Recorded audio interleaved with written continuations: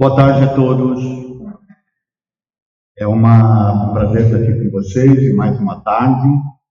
Uma tarde diferente, né? Porque dia de eleição, vocês tiveram a coragem de estar aqui conosco. Para nós isso aí é uma alegria, né? É um prazer. E eu estava comentando que às vezes as pessoas acham que não valeria a pena, mas só o fato de ter vocês aqui já demonstrou que sim. Porque o objetivo aqui não é, sabe, grandes números, não é isso. É atender aqueles que estão precisando, que estão querendo, de fato. E aí é a nossa alegria de ter vocês aqui. Bom, que Jesus, então, ele nos abençoe e permita que essa nossa tarde seja a melhor possível. Uma tarde em que a gente possa juntos, além de trocar as energias, também trocar as ideias que vão nos transformar, que vão nos ajudar no nosso processo de entendimento de nós mesmos. E também no nosso processo de evitar o sofrimento. Muitos estranharam o título da palestra, mas eu confesso para vocês que esse título me surgiu na segunda-feira passada, quando eu vim fazer o encerramento, né, do Setembro Amarelo. Vim fazer o encerramento do Setembro Amarelo e, em função de algumas situações que a gente vivencia aqui na casa, veio assim, como inspiração esse título, né? E aí eu decidi fazer a palestra em cima dele. Bom, encerrando o Setembro Amarelo agora, ou melhor, segunda-feira. E eu fico até chateado da gente ter que estar tratando desse tipo de situação, né, desse tipo de eventos que chamam a atenção, mas só que ele é necessário, porque, infelizmente, vem crescendo muito o número de suicídios, né? Nós temos um trabalho aqui na casa, ele é relativamente recente, que trabalha com pessoas com ideação suicida, mas também com aqueles que já suicidaram-se. E a gente vem percebendo neste trabalho que há um crescente. A gente gostaria que houvesse uma diminuição, mas infelizmente há um crescente. E os números, eles são interessantes, ó. Aqui é o mapa de suicídios no Brasil. Se vocês pegarem a cor mais escura do mapa, é onde tem mais índices de suicídios por número de pessoas, tá? Por exemplo, ali o Rio Grande do Sul é mais de 10, certo? Em relação à quantidade de pessoas que tem no estado. Isso em consideração aos suicídios que acontecem por ano. E o interessante também é que os homens estão, como é que eu poderia dizer, estão se suicidando mais do que as mulheres. Eu tenho para mim que é um componente aí, eu diria que são dois componentes, né? A questão da responsabilidade, que ainda pesa sobre o homem, nesse conceito que existe aí de sociedade, do provedor, né? Apesar de que hoje isso vem mudando um pouco. E também a espiritualização da mulher em relação ao homem. É uma diferença muito grande. Haja vista que, se nós pegarmos as pessoas que frequentam a nossa casa, 75% do público é feminino, 25% é masculino. Isso demonstra que, de fato, a mulher ela busca mais a espiritualização do que o homem. Mas o que isso tem a ver? Nós vamos entender agora no decorrer da palestra. Bom? Não há uma razão específica e os motivos eles são variados.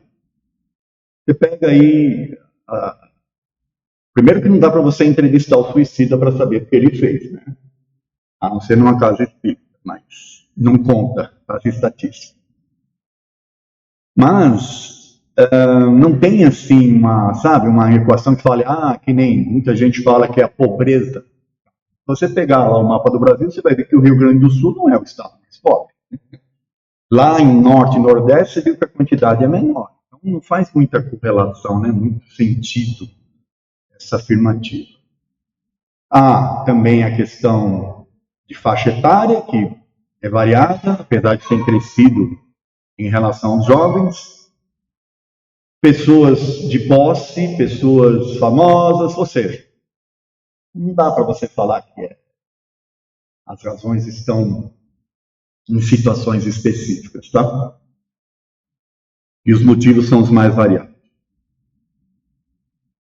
Uma outra questão é que os parentes ficam perplexos e sem entender. Porque uma das coisas que existe também nas estatísticas é que para cada suicídio, ou melhor, para cada um que de fato acontece, houveram 20 tentativas. Para vocês terem uma ideia. Então, o número de pessoas sofrendo é muito grande. E para os que ficam, em média, 5, 6 pessoas dos que ficam, familiares e tal, sofrem as consequências. Tá? E os parentes ficam, de fato, perplexos, porque da onde veio, né, não perceberam, e por aí fora. Agora nós vamos falar dos pais. Quando se trata de jovens, crianças, para crianças também, infelizmente.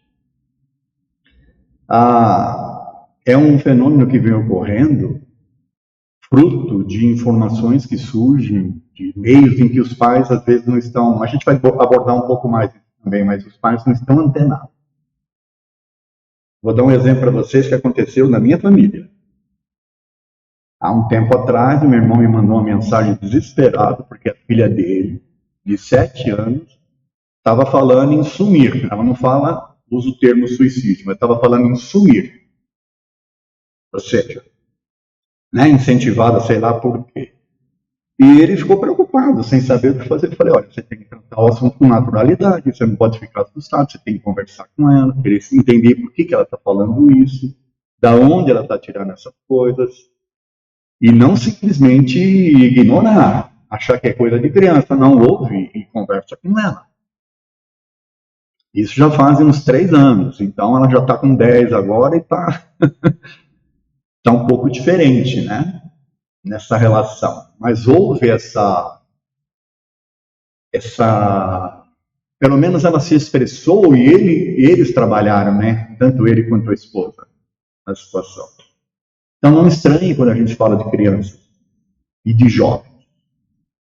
E os pais carregam uma culpa e uma carga pesadíssima, porque eles acham, né, que são responsáveis ou foram irresponsáveis. Não sei se vocês querem entender, estão entendendo.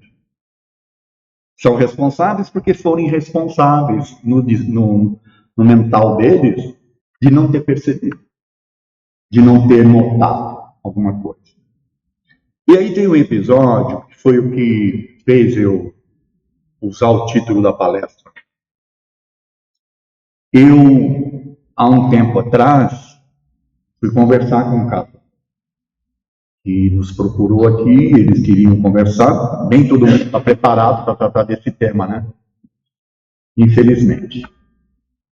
E aí, conversando com eles, um filho de 15 anos havia se suicidado no dia do aniversário dele, onde festa. E eles vieram em busca de explicações, de entendimento, um sofrimento atroz carregando no peito, uma situação desesperadora, sem entender. Aí eles usaram essa frase: estava tudo normal. Estava tudo normal mesmo, aniversário, festa. Qual a razão? Se estava tudo normal. Bom, aí eu conversei bastante com eles. E uma das perguntas que eu fiz é se eles deram bons exemplos. Porque a maioria dos pais dão bons exemplos para os filhos. Certo?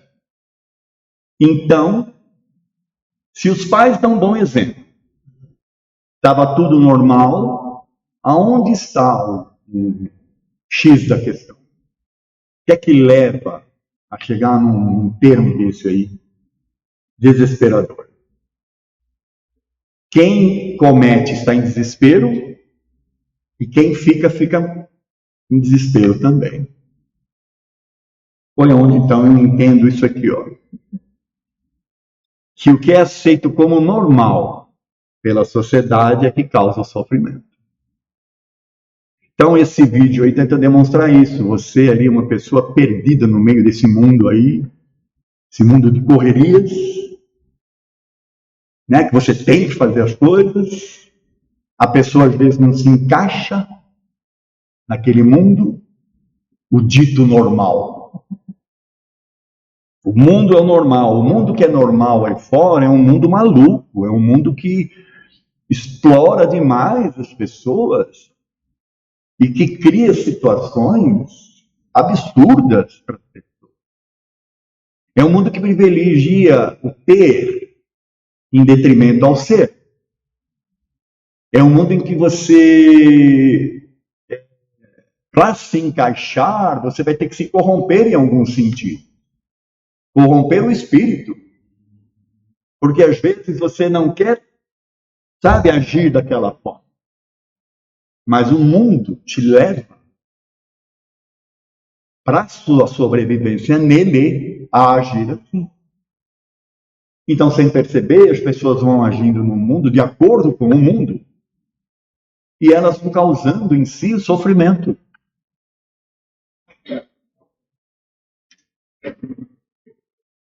A sociedade ela é consumista e privilegia os bens materiais. Será que eu estou exagerando? Eu exagerei aqui no monte de sacola ou não? É consumista.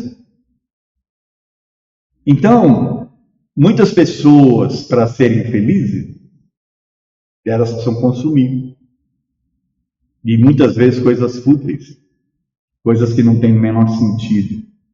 Quantidades e quantidades. E elas, ao consumirem, tornam-se felizes por um período.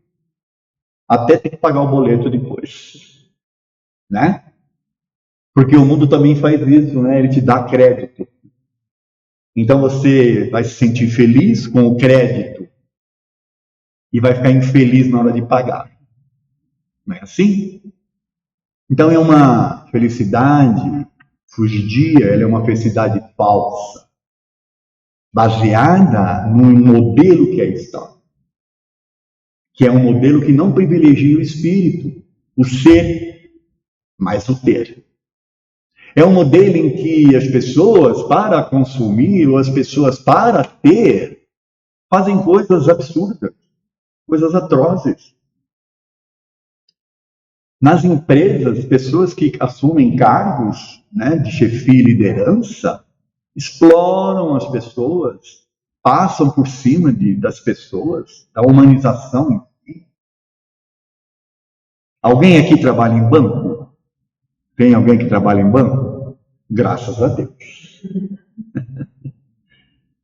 Eu conheço pessoas que trabalham.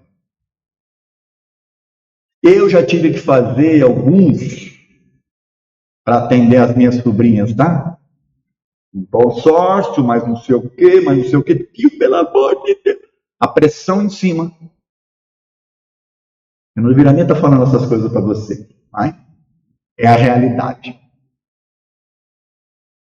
Então a pessoa está trabalhando, mas ela está sofrendo. Porque o dito normal lá está forçando ela a situações que não fazem o menor sentido para ela. Isso é só um exemplo. A outra questão é essa aqui, ó. O apelo excessivo para o sucesso assusta as pessoas que têm que ter o sucesso e principalmente o jovem. O jovem que tem que entrar nesse mundo tem que, sabe, atingir talvez ou conseguir aquilo que os pais almejam, levados pelo normal. Os pais, né, levados pelo normal da sociedade, querem que os filhos tenham sucesso. Então eles vão ter que ter carreira, vão ter que ter isso, vão ter que ter aquilo, tem que ter um bom emprego, então tem que ter uma boa condição e por aí fora, para serem reconhecidos pela sociedade. Para que, inclusive, eles deem orgulho para os seus pais perante a família, por exemplo. Ah, os pais estão errados? Não é isso que a sociedade está impondo? Não é isso que é o normal? Então, infelizmente, é o que está acontecendo. Porém, nem todos obterão o sucesso desejado, que é anunciado e almejado, né? Você tem que ter sucesso. Todos terão? Os que não têm, como é que ficam? Olha, gente, uma vez eu tive que conversar com o pai, porque o filho me procurou pedindo ajuda. Eu conheci o pai. E ele me disse que o pai tinha um certo respeito por mim. E ele me pediu para conversar com o pai dele, porque o pai dele exigia muito e o pai dele não se contentava em que ele ser o segundo. Ele tinha que ser o primeiro. E ele estava atingindo o segundo. Mas não estava agradando, não era aquilo. E o pai forçando, e forçando, e forçando. Conversei com o pai, mas a mentalidade dele era uma mentalidade já fechada, já convicta nas condições que o mundo estão exigindo. Não, estou preparando meu filho para o mundo. Até agradeço você vir falar comigo, mas eu estou preparando meu filho para o mundo. E esse mundo que está aí, ele tem que ser o primeiro. Não sei o que aconteceu, porque depois eles acabaram mudando, nós perdemos contato. Mas qual era a probabilidade de um dia esse moço, esse menino, sei lá, de alguma forma querer fugir disso? Porque na verdade o suicídio é uma fuga, né? É um ato de desespero de que alguém que não está conseguindo equacionar a sua condição no mundo. Fora essa questão do sucesso, tem essa outra aqui, que a maioria não se encaixa nos padrões considerados normais pela sociedade. E aí vão buscando se adequar aos padrões, e às vezes os padrões que são criados são padrões absurdos. São padrões, inclusive, que não combinam com o fast food. Né? Está. Ou vocês acham que eu adquiri essa barriguinha comendo fast food, que está aí. Como é que você vai se manter elegante, ereto, as mulheres principalmente, né? Para atender os anseios da sociedade, as condições. Meninas jovens fazendo cirurgia plástica. Jovens. Deveria ser proibido, no meu modo de ver. A não ser que fosse algo resolver de fato um defeito, um problema mais para estética, para poder se adequar a um modelo que a sociedade criou como sendo ideal, pelo amor de Deus. Então vocês conseguem imaginar a quantidade de pessoas que não se encaixam nesse modelo, no padrão que está sendo estabelecido aí, e o quanto isso traz de sofrimento para essas pessoas?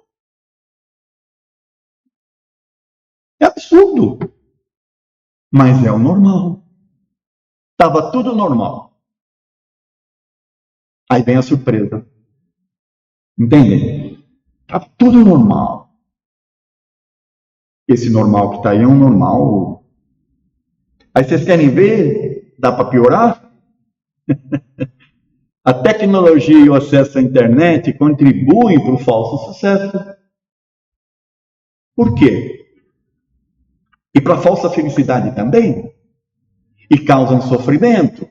Porque você está ali ligado nas redes sociais, aí a pessoa vai postar lá um almoço que ela está fazendo. Ninguém posta o arroz com feijão com ovo. Certo? Posta lá Aí aquilo te motiva, puxa, eu preciso estar comendo essas coisas também.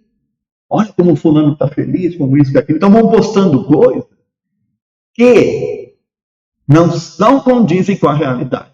A pessoa não come aquilo todo dia. Mas ela posta, ela causa e ela cria essa situação. O outro que está imerso nesse mundo aí acaba não fazendo as separações e não percebe que está se envolvendo num ambiente totalmente falso, porque é um ambiente midiático, além de ser um ambiente digital.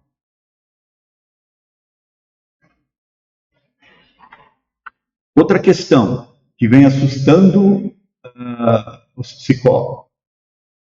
A tecnologia está isolando os nossos jovens e os tornando solitários e antissociais? Como assim antissocial? Eu vejo eles lá trocando, né, computador um com o outro, uma sociedade digital. Mas e o encontro, e o abraço, e a energia, e o, sabe, o estar, o trocar? É o digital. Isso aí ajuda aqueles que não se enquadram, sabe? Quando a pessoa não está se enquadrando no padrão, então ela prefere ficar no digital. Porque ela pode criar o avatar dela, então o avatar vai ser do jeito que ela quer. Entenderam? E aí ela se isola. E ela está vivendo, então, num mundo fictício. Um mundo em que não há troca. Onde não há o afeto.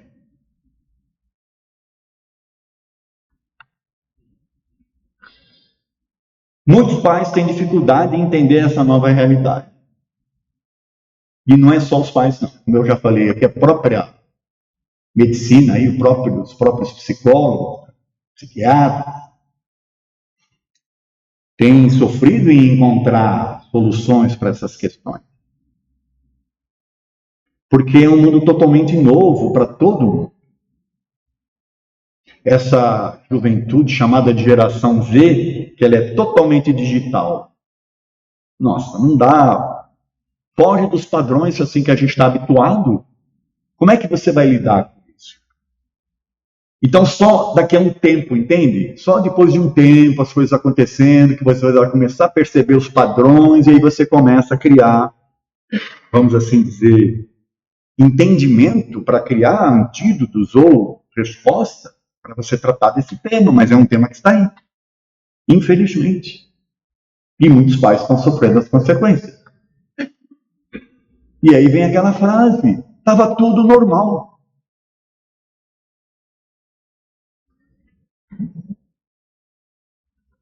Não sabemos o que os nossos filhos estão acessando. Infelizmente. Muitos até conseguem. Se eles criam uma relação de confiança com os filhos vão explicar, vão mostrar, vão falar. Mas a maioria não tem nem ideia. Trocas, jogando inclusive com pessoas que se fazem passar por criança. Sabe? Pessoas que usam coisas absurdas. De gente maldosa. Gente perturbada. Entrando no nosso lar. Via um joguinho, via uma situação. Nós não tivemos uma situação absurda daquele joguinho de baleia azul, não sei se vocês já ouviram falar nisso, que estava incentivando as crianças a se matarem, a fugir, a sumir. Era um jogo. Bom. Informações diversas, nem sempre verdadeiras, o útil motivo. A informação vem de tudo quanto é lugar, você não tem ideia do que é, se é verdadeiro, se não é, se é bom, se não é, se faz parte de algo que vai de fato ajudar ou não. É isso que está acontecendo. O filósofo Zygmunt Bauman, ele escreveu um livro que agora não recordo o título, mas uma frase desse livro sempre me chamou a atenção. Hoje nós estamos vivendo uma situação onde nós somos inundados de informação, mas somos totalmente sedentos, né, de sabedoria. As informações chegam e você não sabe definir se é ou não é, se é bom, se não é, se é verdade, se não é, se é útil ou não. E muitos, inclusive, replicam, sem checar a fonte, e por aí afora, vai. Até mensagem do Bezerra de Menezes. Até o Bezerra de Menezes entrou na história agora digital, viu? O que se espalha de mensagem de Bezerra de Menezes aí, coitado do Bezerra. Virou digital. Coisas que não têm o menor sentido. E dentro do Espiritismo, isso aí também ganhou um corpo. Tá? Quer dizer que nem nós estamos livres. E para piorar, não sabemos quem os está influenciando. Porque agora tem essa nova profissão. Os influencers. Uma vez falaram para mim que eu sou um influencer. Eu falei, nossa, que chique. Eu falei, mas por quê? Ah, você não tem lá um canal no YouTube? Eu falei, tenho. Então você é um influencer. Eu falei, desculpe, mas eu não me vejo dessa forma. Porque o que diferencia o influencer de alguém que tem um canal no YouTube é o que ele faz como influencer e qual é o seu objetivo. Tá? E aí, vem essa questão aqui, ó, que os influencers são vazios de propósitos espirituais. Eles estão influenciando para quê? Para o mundo normal. Sabe esse mundo que aí está? O objetivo deles é cada vez mais influenciar as pessoas a estarem nesse mundo, a estar lá. Um mundo que não consegue responder às coisas mais íntimas das pessoas, seus sofrimentos e por aí afora. Um mundo que não considera o ser, como a gente falou aqui, mas o ter. Tá? Muitos, visam apenas likes para obter lucros pela monetização. Então, quanto mais pessoas, quanto mais likes, quanto mais pessoas replicarem e tal, mais eles vão ganhar da plataforma. Falar de coisas boas, coisas de espiritualidade, vai atrair público? O que vocês acham? Vai atrair o público jovem? Também não. Então,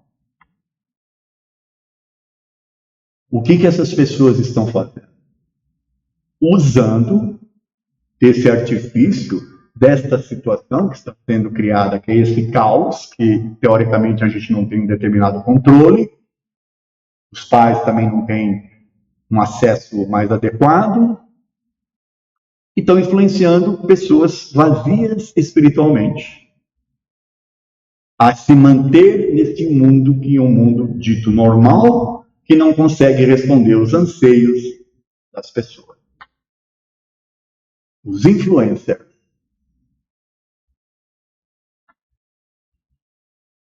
Não possuem estrutura moral e espiritual para se auto-influenciar sequer. Então, o influencer é aquele que, visando o lucro, like e tal, sequer pensa nas coisas que está fazendo. Ele não tem condições de se auto-influenciar. Na questão espiritual, ele se influencia pelo que o mundo está pedindo naquele momento, e é o que ele vai replicando, e vai replicando, e vai replicando. Tá? Então, a gente pega aí pessoas que têm milhões de visualizações, são pessoas que tratam de coisas absurdas, de atrocidades, de besterol, e por aí afora. Nada sério. E vocês querem saber o pior? Infelizmente, há relatos de suicídio, né? De alguns influencers. Porque eles entraram no mundo normal, que é o mundo do sucesso, é o mundo de obter likes, isso aí. Quando eles começam a não obter, quando diminui a quantidade de likes, ou então quando os haters, olha outra palavra, né?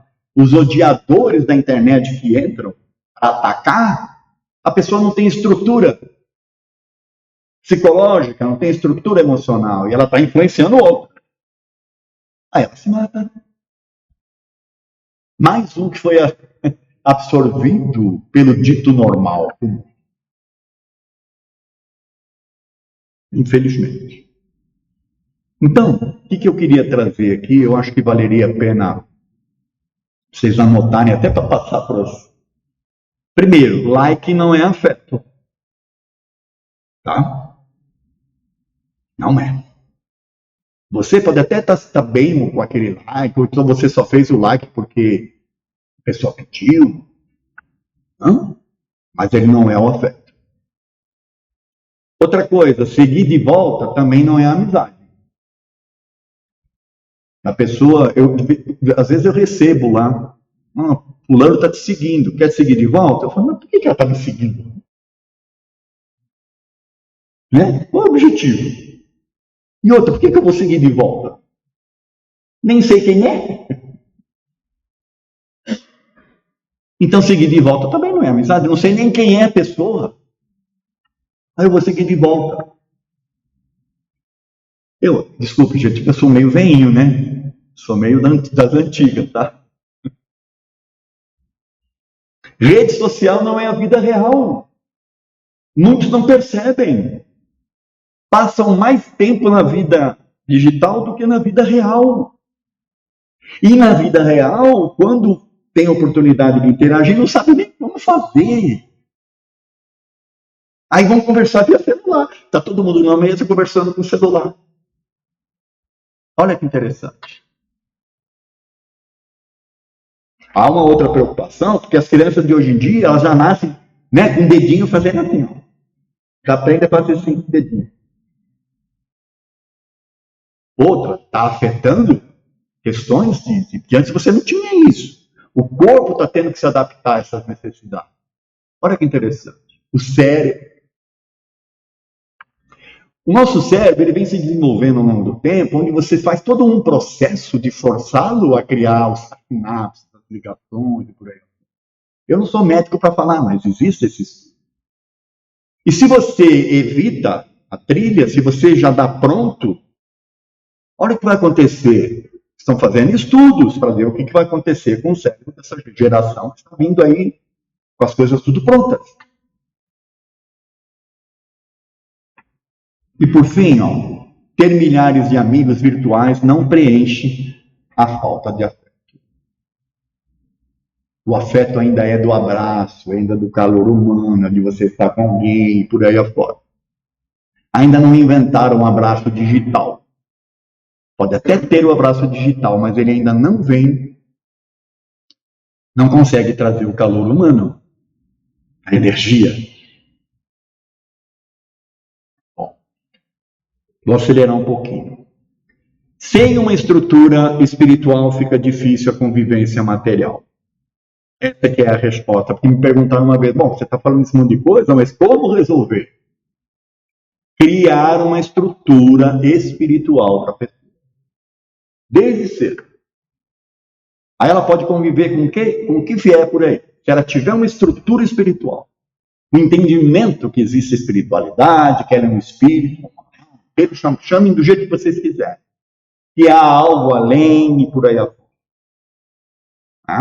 Se ela tiver essa estrutura, ela vai... Lógico, não posso dizer que todos vão, mas vai diminuir muito essa carga da matéria em cima da pessoa.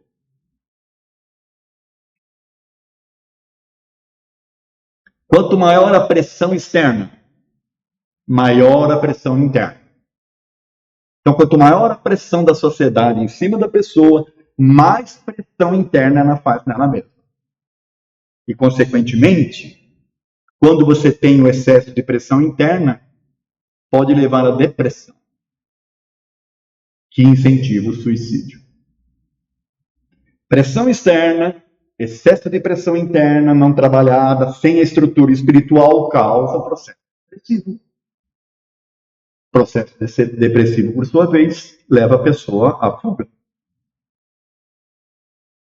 Os sintomas que levam ao suicídio, aí a gente já vai começar a falar um pouco dos estudos que existem. São conhecidos como os 4Ds. O que são? O desamparo, A pessoa começa a se sentir desamparada, ela tenta buscar alternativas, ela não consegue se encaixar no mundo, então ela busca, ela não está encontrando as respostas. Aí vem o desamparo, que leva ao desalento. Então ela está desamparada e ela não consegue, como ela não consegue encontrar as alternativas, ela entra num desalento. Que na sequência, se não for trabalhado, leva ao desespero. E nem sempre, e na maioria das vezes, esse desespero não é. Porque como ela não se sentiu desamparada, como ela está desalentada, ela entra no processo de desespero e ela não consegue, sabe, exteriorizar essa pressão interna. E aí vem a depressão.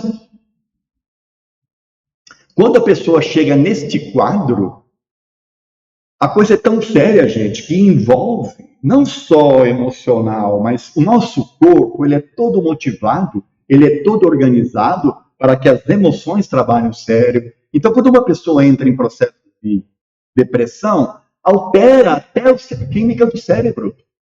Sabiam? Os médicos já descobriram, já existe tratamento sendo feito com o uso de aparelhos, né, que durante meia hora vão dando pulsos magnéticos em determinada região do cérebro para estimular aquela região, para ajudar a pessoa a sair do quadro depressivo, que ela criou. Então ela deixou de, lembra que ela deixou de alimentar o cérebro de alguma forma naquela região, e aquela região vai cada vez mais sendo menos usada e vai tornando a pessoa cada vez mais depressiva. Aqui no GEMB nós temos um tratamento, sabiam? Onde a gente aplica o passe magnético, ó, em determinada região do cérebro. Só que aí não é a máquina, é um ser humano. Olha que interessante. É o GEMB para passo com a medicina, né? Aliás, é uma das coisas que a gente fala. Não pode fazer o tratamento espiritual sem e abrir mão do tratamento médico. Não dá. Tem que estar, né? Para prevenir o suicídio é preciso espiritualizar. Como a gente já falou aqui, criar uma estrutura espiritual, né? Porém, a espiritualização não tem nada a ver com as religiões. Aliás, as religiões, infelizmente, exaltam mais a material do que o espiritual. Porque você vai lá em busca de espiritualização, mas eles vão te falar que você precisa, para que você esteja bem, você tem que estar bem no mundo, certo? Você tem que ter, você tem que isso, você tem que aquilo. Para isso, você tem que dar para Deus primeiro, para que Deus te devolva. Então, você tem que investir, né, no seu bem-estar, pagando para Deus. Olha que coisa louca. E Deus está caro, viu? Ultimamente está pedindo iate, e os pastores aí usando iate, por aí afora. Olha que Deus exigente. Religião usando o normal, porque ela também se habituou ao normal, e ela não consegue responder para as pessoas. Por isso que eu falo que espiritualização não tem nada a ver com religião. Tá? Eu trouxe aqui a doutrina espírita, que no meu modo de ver, nos seus conceitos básicos, pode contribuir com a espiritualização, mas é necessário o estudo sério das obras de Kardec. Eu estou falando que pode, porque vai depender da pessoa. Mas se você quer um caminho, se você quer encontrar uma forma de espiritualização que não seja esse das religiões, né? Estude. Estude os livros básicos do Kardec. A partir do estudo, das respostas que os espíritos deram para uma série de coisas, você começa a entender o mundo, a entender a questão espiritual e como você pode sobreviver neste mundo, mantendo-se espiritualizado, usando o mundo, das coisas do mundo, mas não deixando que as coisas do mundo influenciem você. Isso é tema para outra palestra, mas está aí um. E para finalizar, para prevenir o suicídio é preciso aprender a incentivar, quer dizer, nós incentivarmos em nós mesmos e nos outros, no caso dos pais, dos filhos, por exemplo, a prática diária dos 4 As. Não tem os 4 Ds que levam a... Vamos ver o que é os 4 As. Primeiro é o amparo. A pessoa precisa se sentir amparada. Você tem que se sentir amparado nesse mundo que aí está. Se o mundo não consegue te amparar, você tem que buscar esse amparo. Como, né? Através do auxílio. Vocês estão hoje aqui buscando o quê? Resposta, certo? E buscando esse amparo.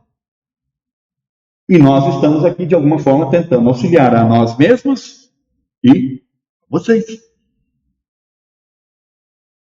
O alento. Através de quê? Da motivação. Quando eu começo a entender, lembra que eu falei para a gente estudar o Kardec, que você vai começar a entender uma série de coisas? Gente, eu já fiz uma palestra aqui, onde eu falei que eu era um mendigo emocional. Certo? Eu vivia aí nesse mundo, preso nesse mundo, eu era mendigo emocional, um eterno pedinte. Até o dia que eu descobri, eu estudei, eu descobri que eu poderia abrir mão dessas coisas, e de pedinte eu passei a ser alguém que serve.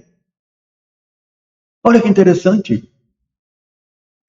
Tendo um controle sobre mim mesmo, sobre as minhas emoções. Lógico, de vez em quando a gente dá umas escorregadas, mas aí você recupera. Que é essa questão da motivação. A aceitação. Quando você aceita o inevitável, as coisas parecem que se resolvem. Parece que há uma paz, parece que você entra aqui num processo de confiança, de que as coisas estão acontecendo porque tem uma razão. Você começa a sentir que você está sendo, de alguma forma, amparado. Você tem essa confiança na espiritualidade. Nós não estamos aqui largados. E por aí afora.